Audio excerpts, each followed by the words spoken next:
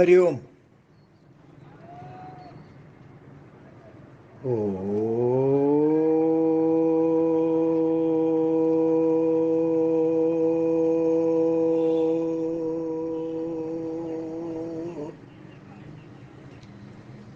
ഓം സഹനാവവതു സഹനൗ ഭുനക്തു സഹ വീര്യം കരവാവഹൈ തേജസ്വിനാവധീതമസ്തു മാ വിദ്വിഷാവഹൈ. ഓം ശാന്തി ശാന്തി ശാന്തി. സദാശിവസമാരംഭാം ശങ്കരാചാര്യമധ്യമാം അസ്മദാചാര്യപര്യന്താം വന്ദേ ഗുരുപരമ്പരാ.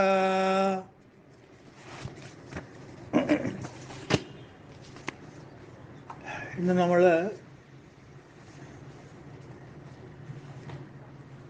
ആചാര്യസ്വാമികളുടെ രണ്ടാമത്തെ ശ്ലോകമാണ് എടുക്കാൻ പോകുന്നത്. അപ്പോൾ നമുക്ക് ആദ്യത്തെ ശ്ലോകം രണ്ട് പ്രാവശ്യം ചെല്ലാം.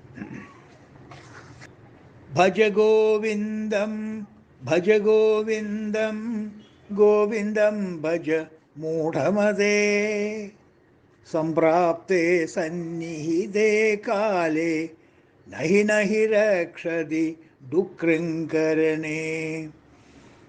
സുഖദ ക്രിയതേ രാമാഭോഗ പശ്ചാത് ഹന്ത ശരീരേ രോഗ യദ്യപി ലോകേ മരണം ശരണം തദപി ന മുഞ്ചതി പാപാചരണം. ഭജ ഗോവിന്ദം ഭജ ഗോവിന്ദം ഗോവിന്ദം ഭജ മൂഢമതേ സംപ്രാപ്തേ സന്നിഹിതേ കാലേ നഹി നഹി രക്ഷതി ഡുക്രങ്കരണേ. ഒന്നും കൂടി ചെല്ലാം ആചാര്യസ്വാമികളുടെ അല്ലേ. സുഖദ ക്രിയത്തെ രാമാഭോഗ പശ്ചാത് ഹന്ത ശരീരേ രോഗ യദ്യപി ലോകേ മരണം ശരണം തദപി ന മുഞ്ചതി പാപാചരണം. ഭജ ഗോവിന്ദം ഭജ ഗോവിന്ദം ഗോവിന്ദം ഭജ മൂഢമതേ സംപ്രാപ്തേ സന്നിഹിതേ കാലേ നഹി നഹി രക്ഷതി ഡുക്രങ്കരണേ. അപ്പോൾ ആചാര്യസ്വാമികളുടെ അനുഗ്രഹ ശ്ലോകങ്ങളിൽ ആദ്യത്തെ ശ്ലോകമാണ് ഇന്നലെ നാം ചർച്ച ചെയ്തത്. ഇന്നിപ്പോൾ നമ്മൾ അത് പാരായണം ചെയ്തതും ആ ശ്ലോകമാണ്. സുഖത്തിന് വേണ്ടി ജീവിച്ച് ക്ഷീണിച്ച് ശരീരമനോബുദ്ധി ഉപാധികളെല്ലാം ക്ഷയിച്ച് പ്രയോജനശൂന്യമായാൽ പിന്നത്തെ അവസ്ഥ മരണത്തിലേക്ക് പോവാണ്. അവസാനം മരണത്തിലേക്ക് അത് ഈ ശരീരം നീങ്ങുന്നു. ധർമ്മസാധനമാണ് ഈ ശരീരം. പക്ഷേ ആ ശരീരം ഒരു രക്ഷയില്ല, ജീർണിച്ചു. ഇനിയിപ്പോൾ സിദ്ധി കൂടുക മാത്രമേ ഉള്ളൂ. അങ്ങനെ നീങ്ങിക്കൊണ്ടിരിക്കുകയാണ്.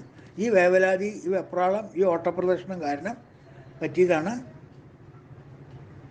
ഇങ്ങനെ ജീർണിച്ചു പോയത്. ഒന്നിനും കൊള്ളല്ലാത്ത ശരീരമായി മരണത്തിലേക്ക് ചെന്ന് കലാശിക്കുകയുള്ളൂ. അപ്പോൾ അന്തിമ ശരണം മരണം തന്നെ ആണ് പറഞ്ഞത്. യദ്യപി ലോകേ മരണം ശരണം എന്ന് പറയാൻ കാരണം അതൊക്കെ അറിഞ്ഞിട്ടും നമ്മൾ കണ്ടതാണ്. പാപാചരണത്തിൽ നിന്ന് മനുഷ്യൻ പിന്മാറുന്നില്ലല്ലോ എന്നാണ് ശങ്കരൻ ചോദിക്കുന്നത്, ഗുരുനാഥൻ ചോദിക്കുന്നത്. അപ്പോൾ വളരെയധികം ഗൗരവത്തോടെ ചിന്തിക്കേണ്ട ഒരു വിഷയമാണത്. വളരെയധികം ഗൗരവത്തോടെ ചിന്തിക്കേണ്ടതാണ്. ഒരു നല്ല ആത്മപരിശോധന എല്ലാവരും നമ്മൾ നടത്തണം. നമ്മളെല്ലാവരും നടത്തണം ഒരു ആത്മപരിശോധന. ഈ ശ്ലോകം എടുത്തിട്ട്, ഈ ശ്ലോകം ശങ്കരൻ ഇനി വരാൻ പോകുന്ന 2-3 ശ്ലോകങ്ങളെല്ലാം എടുത്തിട്ട് ആത്മപരിശോധന ചെയ്യേണ്ട ശ്ലോകങ്ങളാണ്. ഇതിനെ മെഡിറ്റേറ്റീവ് സ്റ്റാൻസേഴ്സ് എന്ന് പറയും.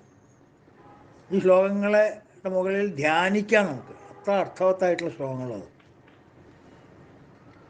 അപ്പോൾ ഒരു ആത്മപരിശോധന ഈ ശ്ലോകങ്ങൾ വെച്ച് നമുക്ക് നടത്താം. അതാണ് ആ ആത്മപരിശോധനയാണ് പരിവർത്തനത്തിന് ഏറ്റവും സഹായിക്കുന്നത് നമ്മളെ. ആത്മപരിശോധനയെ പോലെ ഇൻട്രോസ്പെക്ഷൻ എന്ന് പറയും ഇംഗ്ലീഷിൽ. അതിനെപ്പോലെ ഒരു ഉപാധി പരിവർത്തനത്തിന്, മാനസിക പരിവർത്തനത്തിന്, ആത്മീയ ഉന്നമനത്തിനൊക്കെ സ്പെസിഫിക് ദ ബെസ്റ്റ് മെഡിസിൻ. ഒരാൾക്കും ശല്യമില്ല, ആരെയും ഉപദ്രവിക്കണ്ട, പൈസ ചെലവില്ല, ഒന്നുമില്ല.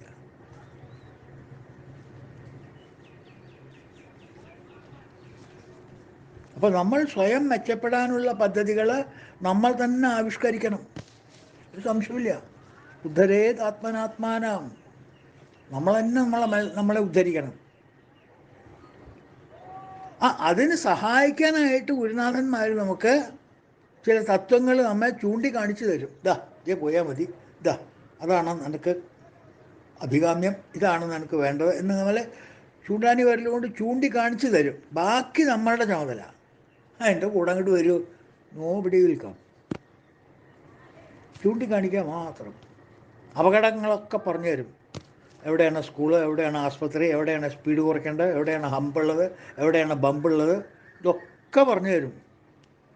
അപ്പോൾ നമ്മളൊരു ഇറസ്പോൺസിബിൾ റൈഡർ ആയാൽ എന്ത് സ്കൂൾ, എന്ത് ബമ്പ്, എന്ത് ആസ്പത്രി അടിച്ചു വിടാം 70-ൽ ബസ്.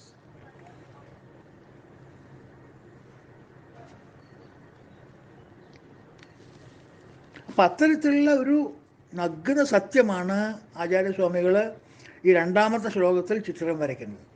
ലോകത്തിലൊരു നേക്കഡ് ട്രൂത്ത് ആണ് നമുക്കിപ്പോൾ ചിത്രീകരിച്ച് തരുന്നത് ഭഗവാൻ. ലോകത്തിൽ അന്നും ഇന്നും എന്നും നിലനിൽക്കുന്ന ഒരു ഭീകര സത്യമാണ് സ്വാമികൾ വളച്ചൊടിക്കാതെ പറയുന്നത്. ഉറക്കെ ഓൺ ഹൗസ് ടോപ്പ്, ആർക്ക് വേണമെങ്കിൽ കേൾക്കാം, നിർഭയം പറയുന്ന ഒരു ലോക സത്യമാണ്.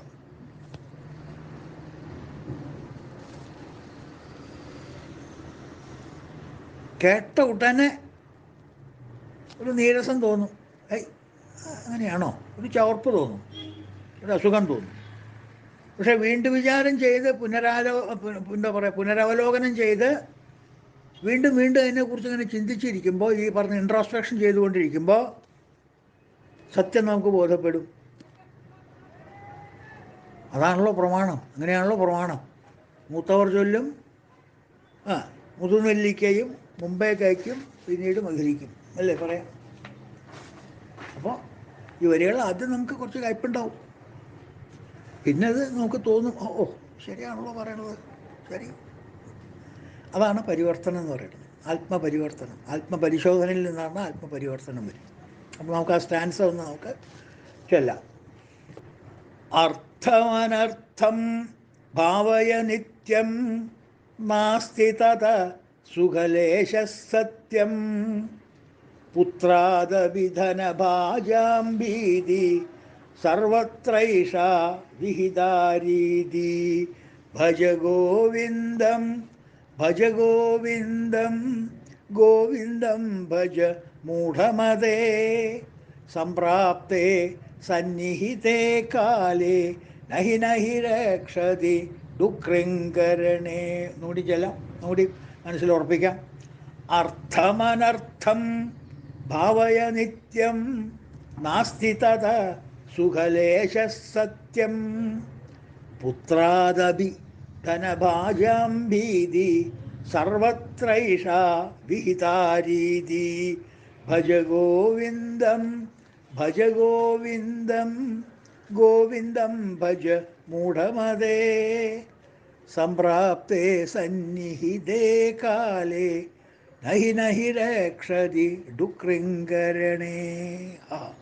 ഇത്ര കോൺക്രീറ്റായിട്ട് കാര്യങ്ങൾ പറഞ്ഞ് മനസ്സിലാക്കാൻ അപാരം തന്നെ, അപാരം തന്നെ. ഇതർത്ഥം നമുക്കൊന്ന് നോക്കാം. ആദ്യം തന്നെ പറയേണ്ടത് ഞങ്ങളുടെ ആദ്യം പറഞ്ഞു, വളച്ചു കെട്ടാതെയുള്ള കാര്യം പറഞ്ഞു. അർത്ഥം അനർത്ഥം ഫുൾ സ്റ്റോപ്പ്. ഇത് നിത്യം ഭാവയ. അർത്ഥം അനർത്ഥമാണെന്ന് എപ്പോഴും ഓർമ്മയിരിക്കട്ടെ. അഡ്വൈസാണ് അതൊക്കെ കേട്ടോ, കമാൻഡല്ല, ഓർഡറല്ല, ജസ്റ്റ് ആൻ അഡ്വൈസ്. എപ്പോഴും കുട്ടികളെ ഓർമ്മയിരിക്കട്ടെ. എന്ത്? അർത്ഥം അനർത്ഥമാണത്.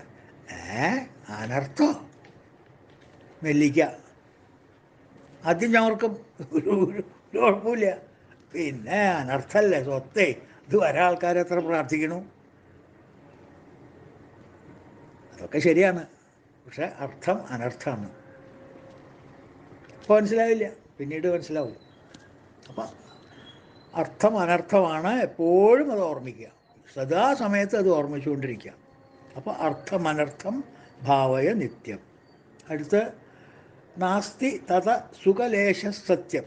തത സുഖലേശ നാസ്തി സത്യം ആണ്. തത അതിൽ നിന്ന് സുഖലേശ, സുഖത്തിൻ്റെ കണിക പോലും, സുഖലേശ നാസ്തി കിട്ടില്ല. ഇത് സത്യം, അതാണ് സത്യം. That is a truth about it. Not an iota of peace you will get from that. സുഖം എന്ന് വെച്ചെങ്കിൽ പീസാണ് അവിടെ, പ്ലഷറല്ല. മനസ്സിലായില്ലേ? മനുഷ്യൻ ആനന്ദത്തിന് വേണ്ടിയിട്ടല്ലേ, പീസിന് വേണ്ടിയിട്ടല്ലേ, മനഃശാന്തിക്ക് വേണ്ടിയിട്ടല്ലേ ഈ കഷ്ടപ്പെടുന്നതൊക്കെ എല്ലാവരും. അത് നമ്മൾ മുമ്പേ മനസ്സിലാക്കിയിട്ടുണ്ടല്ലോ. അത് നമ്മൾ സാധാരണ ഭാഷയിൽ സുഖം സുഖം സുഖം സുഖം എന്ന് പറയണമെന്ന് മാത്രം. നമുക്ക് വേണ്ടത് സമാധാനമാണ്, പീസാണ്. അപ്പം അതാണ് ശങ്കരാചാര്യർ പറയുന്നത്, തത സുഖലേശം നാസ്തി സത്യം. This is true, I swear. നാസ്തി തത സുഖലേശ സത്യം. അതിൽ നിന്ന് സുഖത്തിൻ്റെ ഒരു കണിക പോലും കിട്ടില്ല എന്നതാണ് വാസ്തവം. That is a truth about wealth. It is not welfare, it is warfare. Wealth is not welfare, wealth is warfare. അനർത്ഥമാണത്.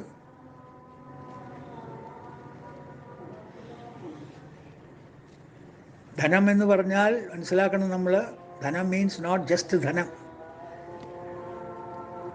ധനത്തിനോട് ശങ്കരാചാര്യർക്ക് എപ്പോഴും വെറുപ്പില്ല, അങ്ങനെ അദ്ദേഹം പറഞ്ഞിട്ടുമില്ല. ഭജഗോവിന്ദത്തിലെ ആദ്യത്തെ ശ്ലോകം തന്നെ എന്താ? ഭജഗോവിന്ദം കഴിഞ്ഞ് തുടക്കത്തിൽ പല്ലവി കഴിഞ്ഞിട്ടുള്ള ശ്ലോകം, മൂഢജഹീഹി ധനാഗമതൃഷ്ണ. ധനാഗമതൃഷ്ണ, ഇറസിസ്റ്റബിൾ ഇൻക്വെഞ്ചബിൾ തേഴ്സ്റ്റ് ഫോർ വെൽത്ത്. അമിതമായ ദാഹം, പ്രമേഹരോഹിത ദാഹം. എന്തിന്? സ്വത്ത്, അഗ്രൻഡൈസ്മെൻറ്റ്. അങ്ങനെ പിന്നെ വരട്ടെ വരട്ടെ വരട്ടെ വരട്ടെ. കൈക്കോട്ടിൻ്റെ ഗതി തന്നെ, ഇങ്ങോട്ട് വരട്ടെ ഇങ്ങോട്ട് വരട്ടെ ഇങ്ങോട്ട് വരട്ടെ. അതാണ് ആഗമതൃഷ്ണ. തൃഷ്ണ മീൻസ് തേഴ്സ്റ്റ് അല്ല, അതൊരു ഒരു ജാതി ദാഹം എന്നൊക്കെ പറയില്ല, സാമാന്യ ദാഹം. അതാണ് അനർത്ഥം ശരിക്കും പറഞ്ഞാൽ.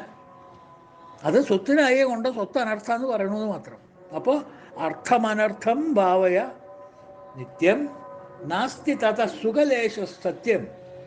ഇതാണ് അതിൻ്റെ സത്യം. അതിൽ നിന്ന് സുഖത്തിനൊരു കണിക പോലും കിട്ടില്ല. പസഫിക് മഹാസമുദ്രത്തിൽ നിന്ന് ഒരു സ്പൂൺ കുടിക്കാനുള്ള വെള്ളം കിട്ടുമോ? കിട്ടില്ല. എന്താ? അതിൻ്റെ പ്രകൃതി എങ്ങനെയാണ്? അത് ഉപ്പുവെള്ളമാണ്. You can get it.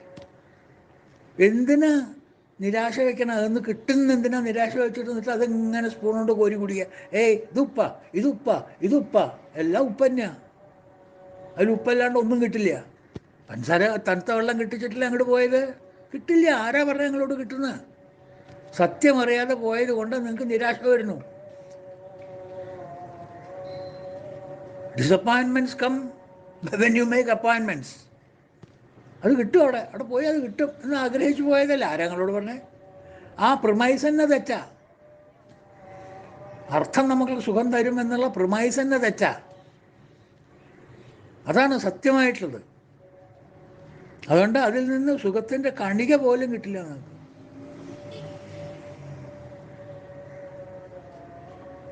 മനസ്സിലായോ?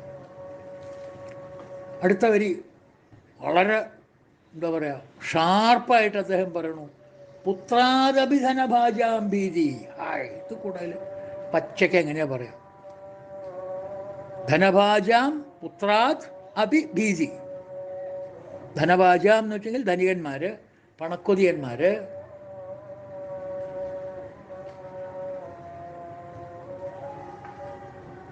ഭൂതത്താന്മാർ, നിധി കാക്കുന്ന ഭൂതത്താന്മാർ എന്നൊക്കെ പറഞ്ഞു കേട്ടിട്ടില്ലേ?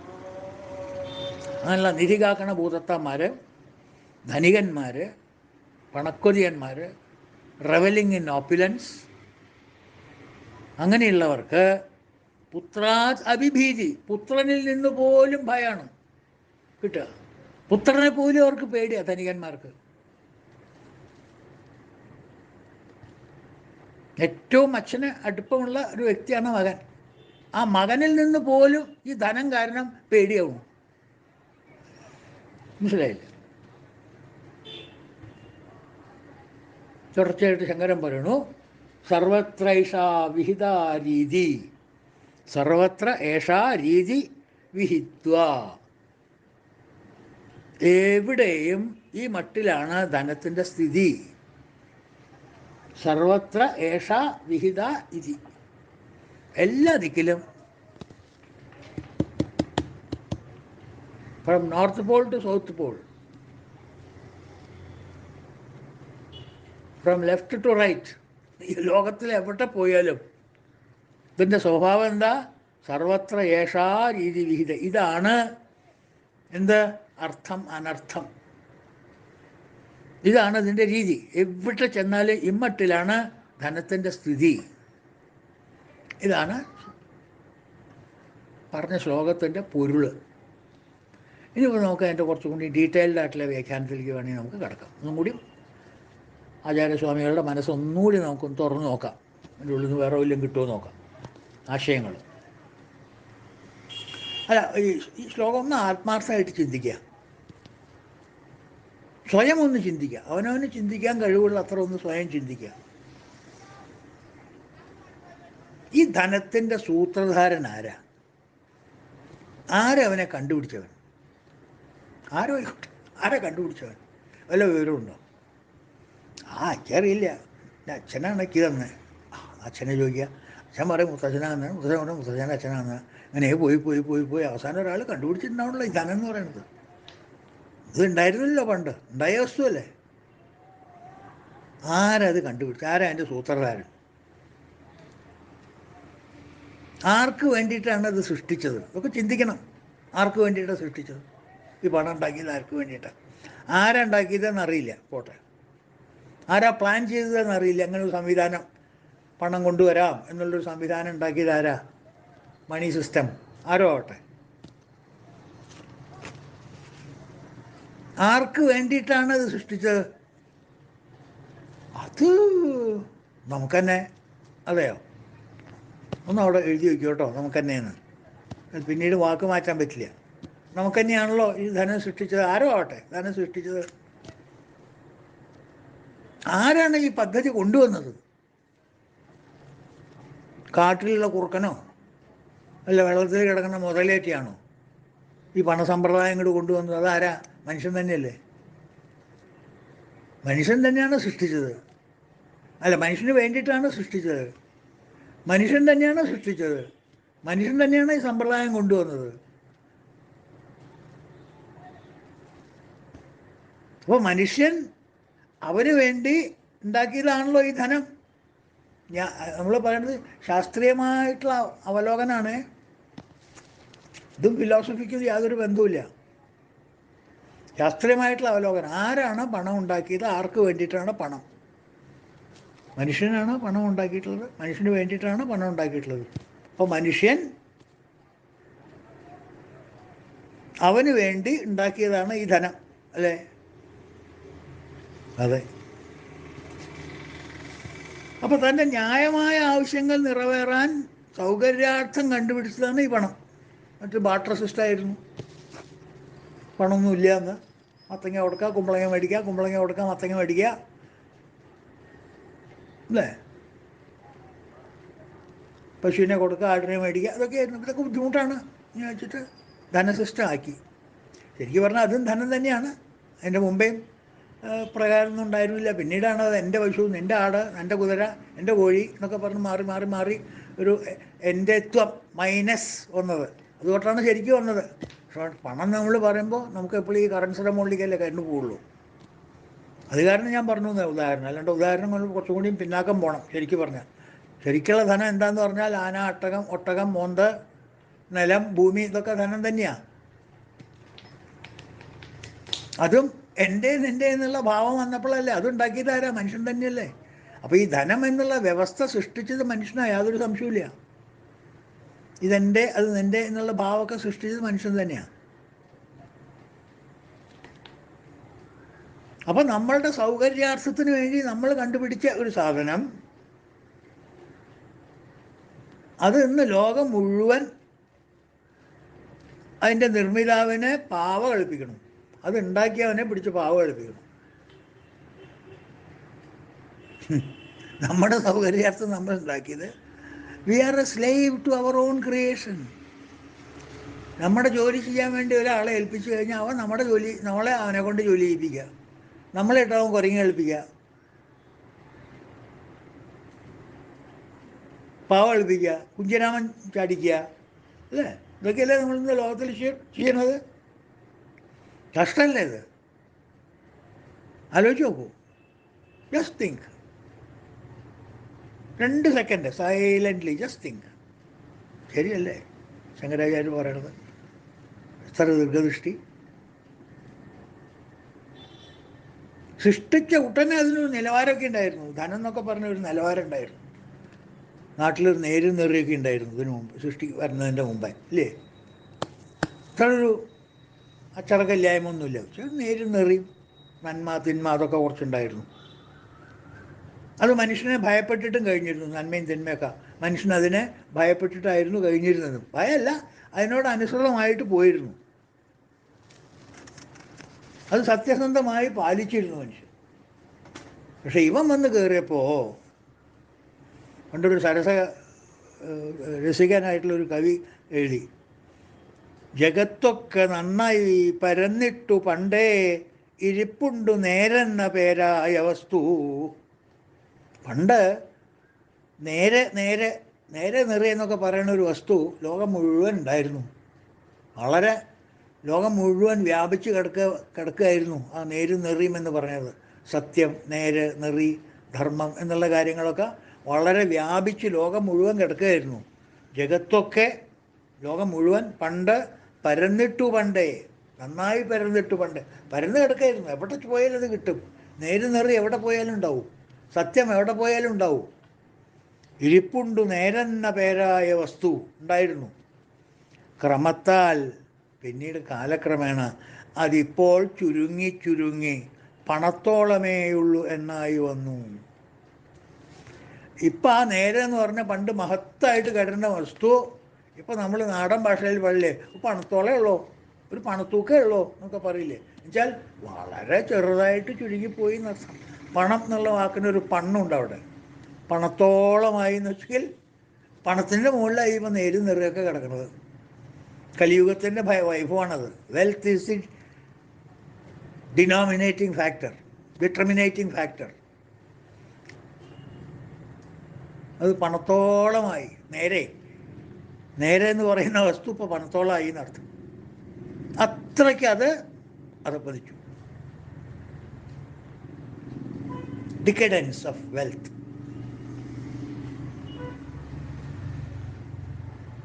ആലോചിക്കണം.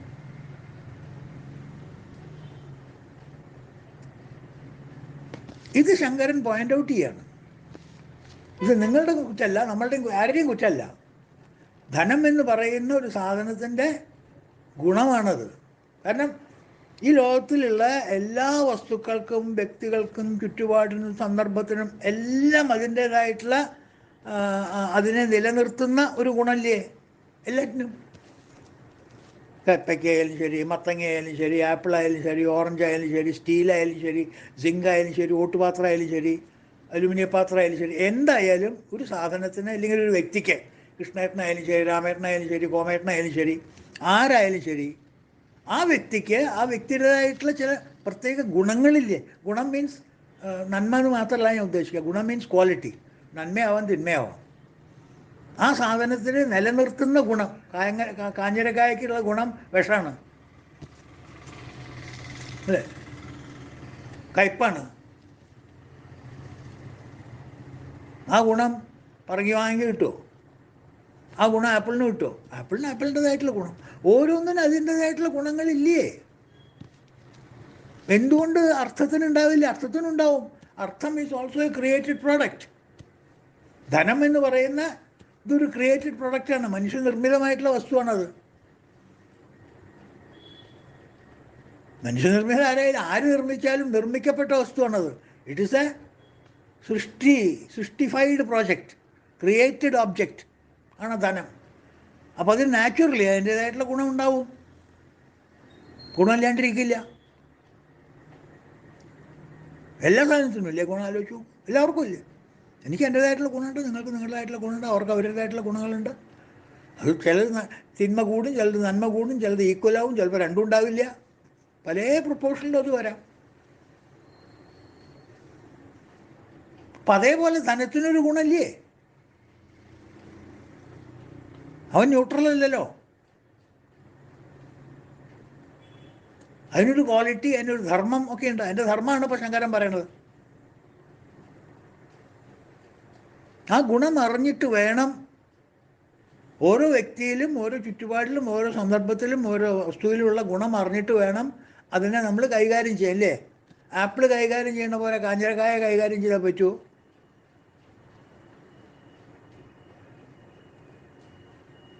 മാങ്ങ തിന്നണ പോലെ ചക്ക തിന്നാൻ പറ്റുമോ? സിമ്പിൾ. ചക്ക തിന്നെങ്കിൽ എന്തൊക്കെ പണിയുണ്ട്? എന്താ ചക്കയുടെ ഗുണം? അങ്ങനെയാണ്. അതാണ് ആ ചക്കയുടെ ഗുണം. The quality of chakka is like that, whereas quality of the manga is like this. അതും മരത്തിൽ നിന്ന് അങ്ങോട്ട് വീഴുമ്പോഴേക്കും പിടിച്ച് വായിൽ വെച്ചിട്ട് ഈമ്പി കഴിഞ്ഞാൽ ചന്ദ്രകാന്തൻ മാങ്ങയൊക്കെ അങ്ങോട്ട് ടപ്പ് അങ്ങോട്ട് പോവും. ചക്ക വീണ ഉടനെ എടുത്ത് വീമ്പാൻ പറ്റുമോ?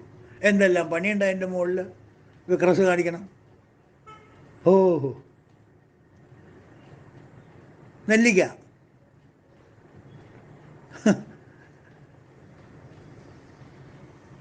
കായ്ക്കറികൾ, പച്ചക്കറികൾ, വെണ്ടക്കായ, വഴുതനങ്ങ, ഇതൊക്കെ ആപ്പിൾ തിന്ന പോലെ തിന്നാൻ പറ്റുമോ? പറയൂ. അപ്പോൾ ഓരോന്നിനും അതിൻ്റേതായിട്ടുള്ള ഗുണങ്ങളില്ല. ആ ഗുണങ്ങൾ അറിഞ്ഞിട്ട് വേണ്ട നമ്മൾ ചെയ്യാൻ. വെണ്ടക്കായ കഷ്ണം നുറുക്കി ഉണ്ടാക്കുന്നത് പോലെ എന്താ പറയുക, കാരസ്കാരം ഉണ്ടാക്കാൻ പറ്റുമോ? കാഞ്ഞിരക്കായ കൂട്ടുണ്ടാക്കുമല്ലോ ഒരു, ആരും ഉണ്ടാക്കില്ലല്ലോ. എന്താ കാരണം? അതിനുള്ള ഗുണമല്ല ഉള്ളത്. അതിന് വേറെ പല ഗുണങ്ങളുമുണ്ട്. ആ ഗുണത്തിന് അത് ഉപയോഗിക്കാം. അപ്പോൾ സാധനങ്ങളുടെ ഗുണങ്ങൾ അറിഞ്ഞിട്ട് വേണ്ട അതായിട്ട് ഇടപഴകാനും അതായിട്ട് ട്രാൻസാക്ഷൻ നടത്താനും.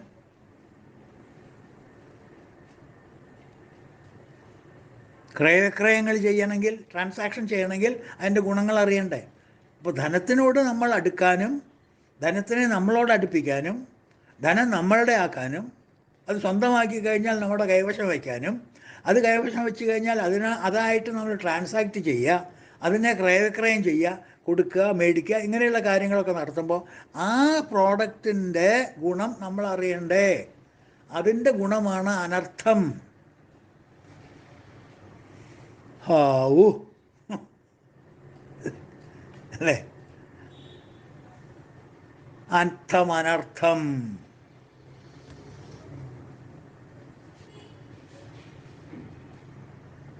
അർത്ഥം എല്ലായ്പ്പോഴും അനർത്ഥമാണ്. കാരണം അതിൻ്റെ ഗുണം എപ്പോഴും ഉണ്ട്. അതിൻ്റെ ഗുണം അതിൻ്റെ കൂടെ നിൽക്കും. മരത്തിൻ്റെ മുകളിൽ നിൽക്കുമ്പോഴും താഴത്തേക്ക് ഇട്ടാലും എപ്പോഴും അതേ ഗുണം തന്നെയാണ് അതിൻ്റെ. അപ്പം അത് സുഖം തരികയാണെങ്കിൽ പോലും, ധനം സുഖം തരില്ല എന്ന് നമുക്ക് പറയാൻ പറ്റില്ല. പക്ഷേ അതിലെന്താ പ്രശ്നം വെച്ചെങ്കിൽ, ആ ധനം നമ്മൾക്ക് സുഖം തരുമ്പോൾ പോലും അതിൻ്റെ പിന്നിലോ അടിയിലോ ഒരു 100 അനർത്ഥം ഉണ്ടാവും. True or false? ക്ഷണികമായിട്ടുള്ള സുഖങ്ങൾ ധനത്തിൽ നിന്ന് നമുക്ക് കിട്ടും, അർത്ഥത്തിൽ നമുക്ക് കിട്ടും. പക്ഷെ ആ അർത്ഥത്തിൽ നിന്ന് ക്ഷണികമായിട്ടുള്ള ഭോഗവസ്തുക്കൾ നമ്മൾ അനുഭവിക്കുമ്പോൾ ആ ഭോഗത്തിൻ്റെ പിന്നിലോ ആ ഭോഗത്തിൻ്റെ എന്താ പറയുക അടിയിലോ നിറഞ്ഞു നിൽക്കുന്നുണ്ടാവും അനർത്ഥം. അതുകൊണ്ടാണ് ദുഃഖാലയം അശാശ്വതം എന്ന് പറയാൻ കാരണം.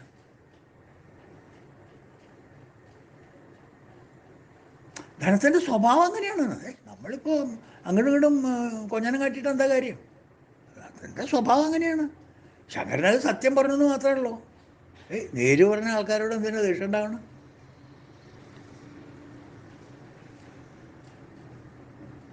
സത്യം വിളിച്ചു പറഞ്ഞാൽ ഈ ലോകത്തിൽ ശത്രുക്കൾ മാത്രമേ ബാക്കിയാവൂ എന്ന് ചെങ്ങമ്പുഴ പാടിയ പോലെ സത്യം വിളിച്ച് പറഞ്ഞ ശങ്കരനോട് നമ്മളെന്തിനാ ദേഷ്യപ്പെടണം? അദ്ദേഹം സത്യം വിളിച്ച് പറഞ്ഞതാ. Understand that to be the truth, analyse critically analyse, എന്നിട്ട് നോക്കൂ. നീതിസാരത്തിൽ പറയും, അർത്ഥാനാം ആർജനേ ദുഃഖം ആർജിതാനന്തു രക്ഷണം അയേ ദുഃഖം വേ ദുഃഖം അർത്ഥ കിം ദുഃഖഭാജനം. വിത്തം ഉണ്ടാക്കുവാൻ ദുഃഖം, വിത്തം സൂക്ഷിക്ക ദുഃഖമാം. വിത്ത വ്യാപാരവും ദുഃഖം, വിത്തം സർവത്ര ദുഃഖദം. അർത്ഥം പറയേണ്ട കാര്യമില്ലല്ലോ. ഇതിൻ്റെ സമ്പ്രദായം അതാണ്. ധനം ഉണ്ടാക്കാനുള്ള ബുദ്ധിമുട്ടുകളൊന്നും ആലോചിച്ച് നോക്കൂ. ദുഃഖമല്ലേ? സുഖമായിട്ട് ഇങ്ങനെ ഇരിക്കുമ്പോൾ പണം വരുമോ? ദുഃഖം, മേല് കൈയും തലയും ഒക്കെ വിശർക്കണ്ടേ? എന്തെല്ലാം അത്ര എല്ലാം ബന്ധപ്പാടുണ്ടാക്കണം നമുക്ക്. ആ പണം ഇങ്ങോട്ട് വരണമെങ്കിൽ, മറ്റവൻ്റെ പോക്കറ്റിലെ പണം നമ്മളുടെ കയ്യിൽ ഇങ്ങോട്ട് വരണമെങ്കിൽ എന്തെല്ലാം അധ്വാനങ്ങൾ ഉണ്ടാവണം. Day and night you have to toil. വേണ്ടേ? പണിയെടുക്കണ്ടേ? ശ്രമിക്കണ്ടേ? ഒന്നും ചെയ്യാണ്ടിരിക്കണമെങ്കിലും വർത്തമാനെങ്കിലും പറയണ്ട പൈസ കിട്ടാൻ. ഒരു കുറച്ച് സ്ക്വയർ ഇഞ്ച് ഓഫ് നാവും പ്രവർത്തിക്കണ്ടേ? ഇല്ലേ? നാവ് കൊണ്ട് ധനം ഉണ്ടാക്കുന്ന ധാരാളം ആൾക്കാരുണ്ട്. വേറെ സംസാരിച്ച് പൈസ ഉണ്ടാക്കുന്ന ആൾക്കാരുണ്ട്, അല്ലേ? താനി ചപ്പടാച്ചീസ് അവരുമില്ലേ?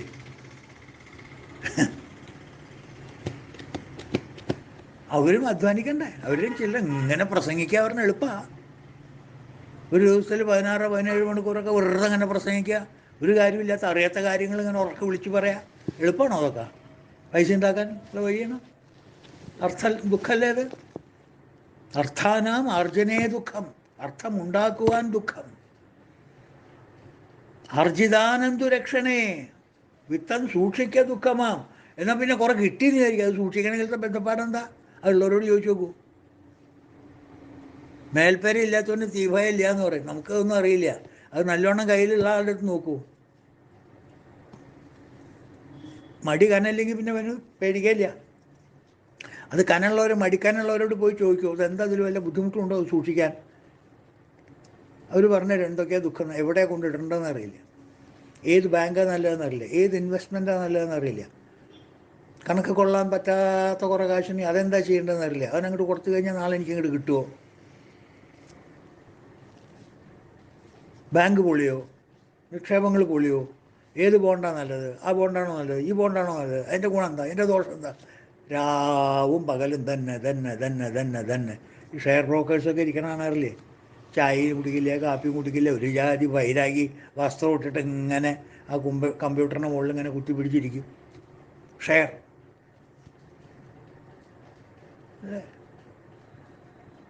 ആർജിതാൻ അന്തുരക്ഷണേ വിത്തം സൂക്ഷിക്ക ദുഃഖമാം. വിത്ത വ്യാപാരവും ദുഃഖം. അതിനടുത്ത് ചെലവ് ചെയ്യാനും ബുദ്ധിമുട്ടാണ്. വെറും സൂക്ഷിച്ച് വയ്ക്കില്ല, ലോക്കറിൽ എവിടെയെങ്കിലും കൊണ്ട് വെച്ച് വയ്ക്കുക, അവിടെയും പ്രശ്നമാണ്. ലോക്കറിലൊക്കെ ഇന്നത്തെ കാലത്ത് ഭയങ്കര ഡേഞ്ചറസാണ്.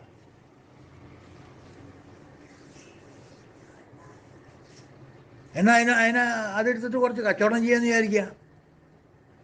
വ്യാപാരം അയേ ദുഃഖം വേ ദുഃഖം. ക്രയവിക്രയങ്ങൾ ചെയ്താലോ അതും ദുഃഖം. കൊടുക്കുമ്പോഴും ദുഃഖം, മേടിക്കുമ്പോഴും ദുഃഖം, കച്ചവടം ചെയ്യുമ്പോഴും ദുഃഖം. നേരിയാവണാവോ? ഇത്ര പൈസ ഞാൻ ഇതിൽ കൊണ്ടിറക്കണം, ഒന്നും കിട്ടണില്ലല്ലോ, എപ്പോഴാ കിട്ടുക? അല്ലേ? ദുഃഖമല്ലേ? വിത്ത വ്യാപാരവും ദുഃഖം, വിത്തം സർവത്ര ദുഃഖദം. ദെയർഫോർ എല്ലാം കൊണ്ട് നോക്കിയാലും വിത്തം ഈസ് ഡേഞ്ചറസ്. ഇതാണ് അതിൻ്റെ സമ്പ്രദായം. അതുകൊണ്ട് സൂക്ഷിച്ച് ഉപയോഗിക്കുക, അത്രേ പറഞ്ഞിട്ടുള്ളൂ ശങ്കരൻ. അത് വേണ്ട, എൻ്റെ അടുത്തേക്ക് പോകണ്ട, അത് വിഷമാണ് എന്നും പറഞ്ഞിട്ടില്ല. സൂക്ഷിച്ച് കൈകാര്യം ചെയ്യുക. Handle with care and caution.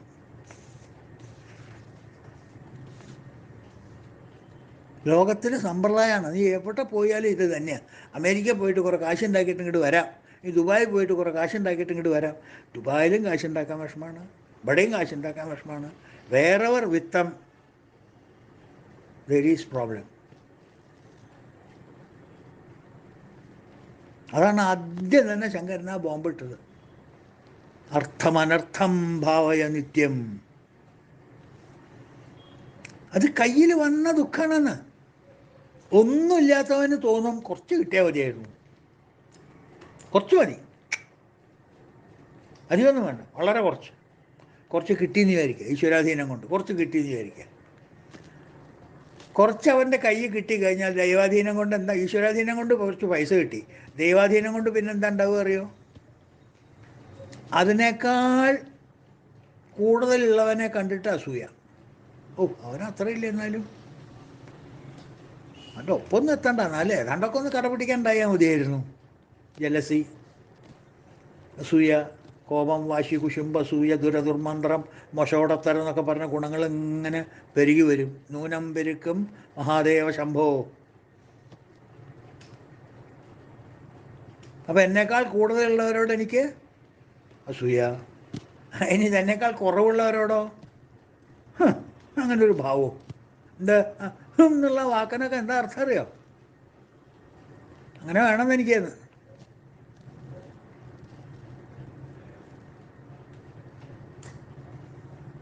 അവരോടൊരു അഹങ്കാരം. ഞാൻ ആരാന്നാ വിചാരിച്ചേ? വർത്തമാനമൊക്കെ പറയുമ്പോൾ കൈയിട്ടിട്ട് ഇങ്ങനെ ഇളക്കും, എന്താ മോതിരം കാണാൻ. പണ്ട് ആൾക്കാരൊക്കെ, പിള്ളേരൊക്കെ അങ്ങനെ ഉണ്ടായിരുന്നു. ഷർട്ടൊക്കെ ഇങ്ങനെ 3 പ്രാവശ്യം കോട്ടെ, ഇത് പുതിയ ഷർട്ടെന്ന് കാണിക്കാൻ വേണ്ടിയിട്ട്. പിന്നെ അത് പരിഷ്കരിച്ച് വരുമ്പോൾ ഫംഗ്ഷനിലേക്കൊക്കെ പോയി കഴിഞ്ഞാൽ കാറിലാണ് വന്നതെന്ന് കാണിക്കാൻ വേണ്ടിയിട്ട്, കുട്ടിയേട്ടാ ഞാൻ ഡ്രോപ്പ് ചെയ്യണോ, ഞാൻ വണ്ടിയിലാണ് വന്നതേ. ഞാൻ വണ്ടി മേടിച്ചു. പിന്നെ ഒന്ന് മേടിച്ചു എന്നേ, സുഖമായി, സമാധാനമായി അയാൾക്ക്. ഒരാളും കൂടി അറിഞ്ഞല്ലോ ഞാൻ കാറ് മേടിച്ചു എന്ന്, സന്തോഷം. മറ്റയാൾക്ക് കാറില്ലെന്നറിയാം. അപ്പോൾ അയാളെ കുത്തണ്ടേ എന്തെങ്കിലും വഴിയിട്ട്? ഉണ്ടാണ്ടിരുന്നാൽ പോരെ. കുട്ടേട്ടൻ്റെ വഴിക്ക് പോയിക്കോളൂ, എനിക്ക് തന്നെ വഴിക്ക് പോയാൽ പോരെ. കുട്ടേട്ട ഡ്രോപ്പ് ചെയ്യണോ? കുട്ടേട്ടനുള്ള സ്നേഹം കൊണ്ടൊന്നുമല്ല, ഞാൻ കാറ് മേടിച്ചു എന്ന് കുട്ടേട്ടൻ അറിയണം. അതാണ് ആ ചോദ്യം. അപ്പോൾ ഒരു ലെവലേശം പോലും ഒരു സമയത്തും മനഃശാന്തി എന്ന് പറയുന്നത് ഇതിൽ നിന്ന് കിട്ടില്ല. 3.5 തരം. ഒരേ ഒരു ഉദാഹരണം ശങ്കരൻ അതിന് പറയുന്നുള്ളൂ. ഒരേ ഒരു ഉദാഹരണം, അധിക ഉദാഹരണങ്ങളൊന്നും പറയുന്നില്ല, കാരണം സമയമില്ല. 2-4 ശ്ലോകമേ ഉള്ളൂ. അപ്പോൾ ഒരേ ഒരു ഉദാഹരണം ശങ്കരൻ പറയുന്നുള്ളൂ.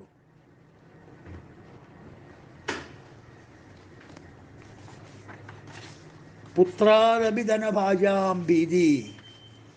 പുത്രനിൽ നിന്ന് പോലും പണക്കൊതിയന്മാർക്ക് പേടിയാണ്. ആ ഉപമ പോരെ? ആ ഉദാഹരണം പോരെ?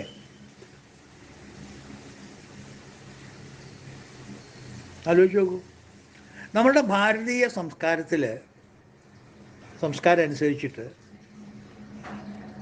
പിതാവും പുത്രനുമുള്ള ബന്ധമുണ്ടല്ലോ, അത് വളരെ വളരെ പവിത്രമായിട്ടുള്ളൊരു ബന്ധമാണ്. നമ്മൾ വിചാരിക്കുക സാധാരണ സൺ ആൻഡ് ഫാദർ റിലേഷൻഷിപ്പാണ്. Name of the father, of the son, of the holy ghost, of the amen. ആ ഫാദർ സൺ റിലേഷൻഷിപ്പ് വെറുതെ മുകളിലൊരാൾ താഴ്ത്തൊരാൾ അങ്ങനെയുള്ള റിലേഷൻഷിപ്പ് അല്ല നമ്മളുടെ സംസ്കാരത്തിൽ അച്ഛനും മകനും ഒരു പ്രത്യേക സ്റ്റാറ്റസ് ഉണ്ട് രണ്ടുപേർക്കും. ഈവൻ ഭാര്യയ്ക്ക് പോലും ഇല്ലാത്ത സ്റ്റാറ്റസാണ്. പത്നിക്ക് പോലും ആ സ്റ്റാറ്റസ് ഇല്ല. കാര്യം ധർമ്മപത്നിയൊക്കെ ആണെങ്കിലും ഈ ഒരു പ്രത്യേക സ്റ്റാറ്റസ് നമ്മുടെ സനാതന ധർമ്മത്തിൽ, നമ്മുടെ ആചാരാനുഷ്ഠാനങ്ങളനുസരിച്ച് അച്ഛനും മകനും മാത്രമേ ഉള്ളൂ. മകൻ്റെ സ്വത്താണത്, അധികാരമാണത്.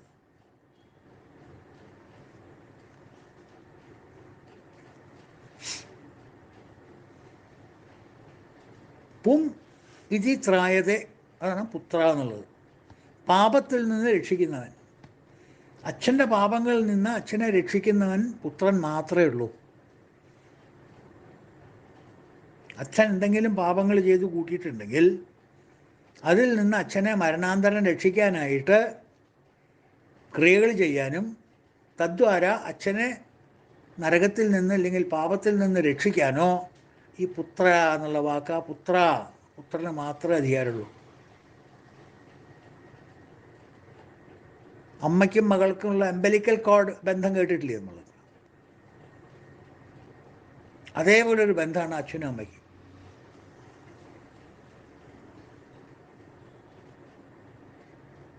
അച്ഛനും മകനും. അപ്പോൾ അത്ര പവിത്രതയാണ് മകൻ എന്ന് വെച്ചാൽ നമ്മുടെ സംസ്കാരത്തിൽ. 1200 കൊല്ലം മുമ്പ് എഴുതിയ ശ്ലോകം എന്ന് പറയണം, ആലോചിക്കണം. അന്നുണ്ടായിരുന്ന രാജ്യ നടപ്പ് നീതി, പുത്രൻ എന്ന് പറഞ്ഞാൽ ഇറ്റ് ഈസ് ഹിംസെൽഫ്. അത്ര ഗാഠ എന്താ പറയുക, സ്നേഹം എന്നൊന്നും പറഞ്ഞാൽ പോരാ വാക്കിന്.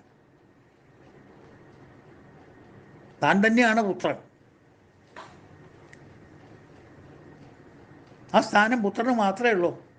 ആ കഴിവും പുത്രനേ ഉള്ളൂ. എന്ത്? നരകത്തിൽ നിന്ന് രക്ഷിക്കാൻ, പാപത്തിൽ നിന്ന് അച്ഛനെ രക്ഷിക്കാനുള്ള കഴിവ് പുത്രന് മാത്രമേ ഉള്ളൂ. ശ്രാദ്ധത്തിന് കർമ്മങ്ങൾ ചെയ്യാനൊക്കെ പുത്രനാണ്. മനസ്സിലായില്ലേ? അങ്ങനെയുള്ള പുത്രനെ പോലും ഈ മാഷ് വന്ന് കയറിയ മുതൽ ഭയമാണ്. ഈ ധനം എന്ന് പറഞ്ഞ സാധനം വന്ന് കയറിയ മുതൽ അച്ഛന് മകനെ പേടി. അതാണ് പുത്രാദപി ധനഭാജാം ഭീതി എന്ന് പറയുന്നത്. മകനെ പോലും എന്ന് പറഞ്ഞാൽ പിന്നെ മറ്റവരുടെ കാര്യം പറയണ്ടോ?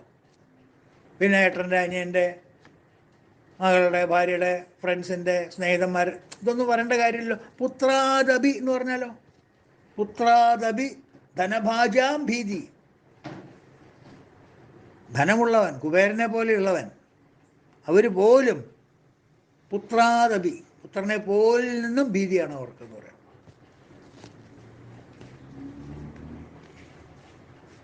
പണക്കൊതിയന്മാർക്ക് മക്കളെ പേടിയില്ലേ? ഒന്ന് ചുറ്റുവട്ടമൊന്ന് നോക്കൂ, 4 പുറമൊന്ന് നോക്കൂ. ഇന്നത്തെ ലോകത്തിൽ 2021 ഒന്ന് നോക്കൂ, 4 പുറമൊന്ന് നോക്കൂ. നമ്മൾ അറിയണ എത്ര പേര് ഈ മക്കളെ കൊണ്ട് ദുഃഖിക്കുന്നു. ഒന്നൊരു കുരുടൻ മറ്റത് വാണ്ടൻ, നന്നായി വരുമോ ദുരിതം ചെയ്താൽ എന്ന് ചോദിച്ച പോലെ ഈ ധനം വന്ന് കയറിക്കഴിഞ്ഞാൽ, എന്താ കുമ്മിക്കൂടി ഇങ്ങോട്ട് വന്നു കഴിഞ്ഞാൽ പുത്രന്മാരെ പോലും പേടിയില്ലാത്ത അച്ഛന്മാരുണ്ടോ? 4 പുറം കണ്ണോടിക്കോ? 4 പുറം കണ്ണോടിക്കോ?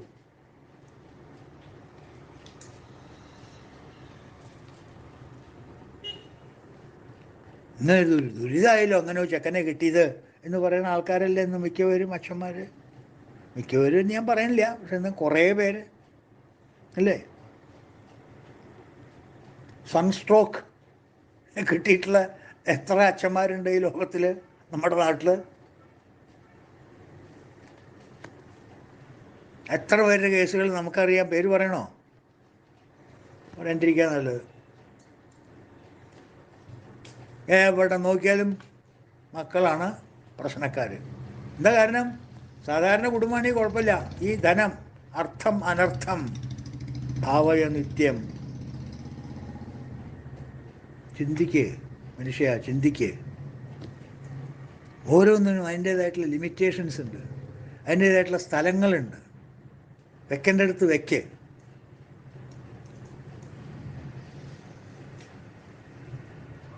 കാശ് വന്നോട്ടെ, അത് കീശയിലിട്ടാൽ കുഴപ്പമില്ല.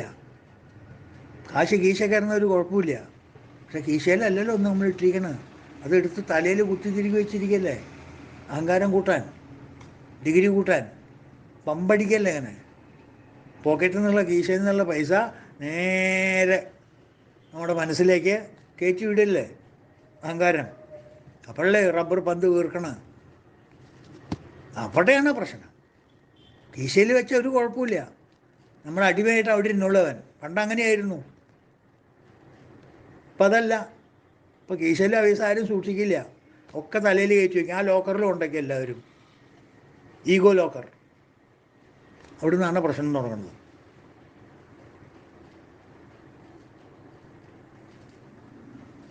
തലയിലെങ്ങാനും കയറ്റി വെച്ചോ, അവൻ പിന്നെ പാഠം പഠിപ്പിച്ചിട്ട് ഇറങ്ങുള്ളൂ. അവൻ പിന്നെ ഒന്ന് പാഠം പഠിപ്പിച്ചിട്ടും ഇറങ്ങുള്ളൂ, യാതൊരു അംശമില്ല. മര്യാദയ്ക്ക് നമ്മൾ അധ്വാനിച്ച് നമുക്ക് കിട്ടേണ്ട ധനം ധാർമ്മികമായിട്ടുള്ള വഴിയിൽ, ധർമാവിരുദ്ധോ കാമോസ്മി ഭഗവത്ഗീത പറഞ്ഞിട്ടില്ലേ? ധർമ്മത്തിന് വിരുദ്ധമല്ലാത്ത എല്ലാ കാമനകളും ഞാൻ തന്നെയാണ്. ഈവൻ മണി, ധർമ്മത്തിന് വിരുദ്ധമല്ലാത്ത എല്ലാം ഞാനാണ്. എൻ്റെ ഭാര്യയാണ് ധനം. ധർമ്മത്തിന് വിരുദ്ധമല്ലാത്ത ധനം എത്ര വേണമെങ്കിൽ എടുത്തോ, അത് പോക്കറ്റിൽ സൂക്ഷിക്കുക, അത് തലയിൽ കയറ്റി വയ്ക്കരുത്. തലയിൽ കയറ്റിയാൽ അത് അധർമ്മമാവും, അത് അനീതിയാവും, അത് അഹങ്കാരത്തിന് വഴി കാണിക്കും. അപ്പം നിന്നെ ആശ്രയിച്ച് ഞാൻ നിങ്ങളുടെ കൂടെ കുറച്ച് താമസിച്ചോട്ടെ എന്ന് വിചാരിച്ച ഒരാൾ വന്നു കഴിഞ്ഞാൽ അവനെ പിടിച്ച് നീ തലയിൽ കയറ്റി വെക്കരുത്, നിന്റെ പോക്കറ്റിലിട്ടോ. ഉള്ളൂരിൻ്റെ ശ്ലോകം ഞാൻ ഇവിടെ ഒരിക്കൽ ഉമാകേരളത്തിലെ ശ്ലോകം ഞാൻ ഉദ്ധരിച്ചിട്ടുണ്ട് അവിടെ സഹസ്രനാമം എടുക്കുമ്പോഴാണ് എനിക്ക് തോന്നുന്നത്. പിച്ചയ്ക്കു വന്നവനെ വീടു കയറ്റി വിട്ടാൽ അച്ചിക്കു നായരവനെന്നു നിനയ്ക്കും അപ്പോൾ മൊച്ചക്കുരങ്ങിനെ വിളിച്ചരികത്തു വെച്ചാൽ ഉച്ചയ്ക്കുമേൽ കയറി നാടകമാടി നിൽക്കും. തന്നെയാണ് നമുക്ക് സംഭവിക്കുന്നത്. എക്സാക്ട്ലി. ഓ, എന്തൊരു ദീർഘവീക്ഷണപ്പോ.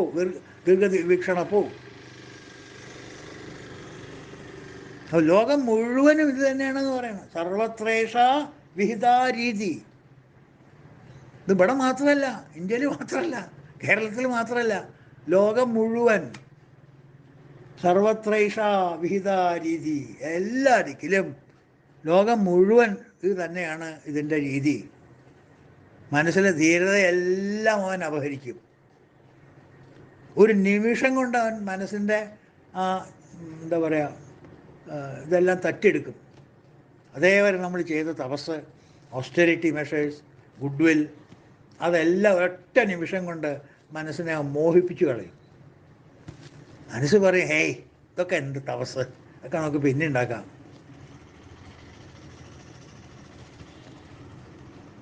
പൈസ ഉണ്ടാക്കാൻ നാണം വിറ്റാലും എന്താ പറയുക, ആ പൈസ ആ പോയ നാണം നിങ്ങൾക്ക് നേടിത്തരും. അങ്ങനെ എന്തോ ഒരു പറച്ചിലില്ലേ, മാനം.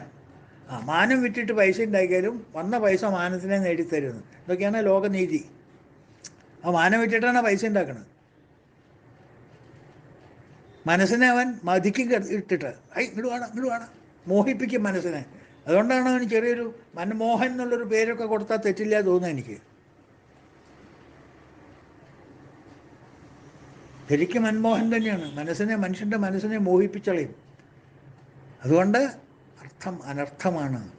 ഭാവയ നിത്യം നാസ്തി സദ സുഖലേശ സത്യം പുത്രാദപി ധനഭാജാം ഭീതി സർവത്രൈഷാം വിഹിതാരീതി. മനസ്സിലാക്കൂ, ലോകത്തിൻ്റെ മുഴുവൻ നീതി ഇതാണ്. ഇത് മനസ്സിലാക്കാതെ നിങ്ങൾ അതിൻ്റെ പിന്നാലെ പോകരുത്. എത്ര വേണമെങ്കിൽ സമ്പാദിച്ചോളൂ, ഒരു കുഴപ്പമില്ല. നിർത്തേണ്ട നിറത്തിൽ നിന്നാൽ മതി, ഒരനർത്ഥം ഉണ്ടാവില്ല. അർത്ഥം will be welfare, not warfare. അതാണ് ഈ ശ്ലോകത്തിലെ ഭഗവത്പാദരുടെ മനസ്സിലുള്ളതെന്നാണ് പണ്ഡിതന്മാർ പറഞ്ഞിട്ടുള്ളത്. അങ്ങനെ ആയിരിക്കും വേണം. നമുക്കും ആലോചിച്ചാൽ ഏതാണ്ടൊക്കെ അങ്ങനെ തോന്നുന്നുണ്ട്. ശരി, അപ്പോൾ അടുത്ത ശ്ലോകം നമുക്ക് നാളെ നോക്കാം. 3-ാമത്തെ ശ്ലോകം. അതുവരെ എല്ലാവർക്കും ഹരി ഓം. ഓം പൂർണ്ണമദ പൂർണ്ണമിദം പൂർണ്ണാത് പൂർണ്ണമുദച്യതേ പൂർണ്ണസ്യ പൂർണ്ണമാദായ പൂർണ്ണമേവാവശിഷ്യതേ. ഓം ശാന്തി ശാന്തി ശാന്തി. ഹരി ഓം തത്സത്. ഓം ശ്രീ ഗുരുഭ്യോ നമഃ. കൃഷ്ണ ഗുരുവായൂരപ്പ ഭഗവാനേ ചെയ്യണേ. ശംഭോ മഹാദേവ.